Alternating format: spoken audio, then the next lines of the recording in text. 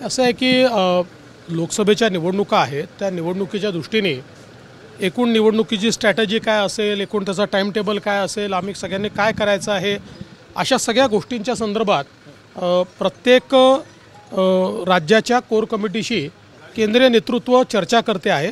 त्याचप्रमाणे आता महाराष्ट्राला देखील या ठिकाणी बोलवलेलं आहे आणि आमच्याशी आता त्यांची चर्चा होईल।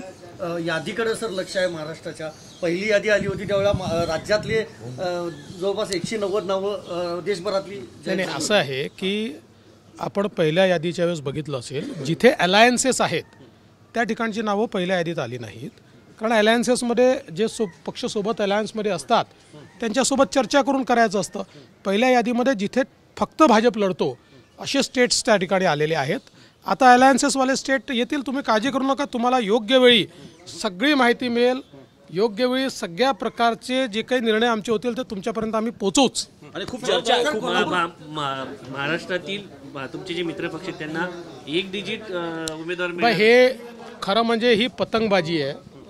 एक डिजिट मिळणार आणि अर्धेच मिळणार आणि एवढेच मिळणार, मला असं वाटतं की अशा प्रकारे पतंगबाजी करणं अतिशय अयोग्य आहे। आमचे जे दोन्ही साथीदार आहेत यांना आम्ही योग्य सन्मान जो आहे त्या सन्मानाप्रमाणे त्यांना जागा आम्ही देऊ। त्याच्यामुळे हे जे काही मीडियात स्वतःहून ठरवत आहे की एवढ्याच जागा मिळणार आणि तेवढ्याच जागा मिळणार, हे मीडियाने बंद केलं पाहिजे। हे अतिशय चुकीचं आहे, ही न्यूज धादांत चुकीची आहे।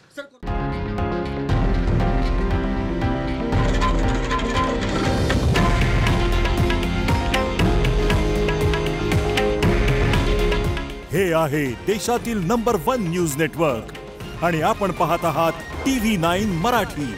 काळजी तुमची, हित महाराष्ट्राचं।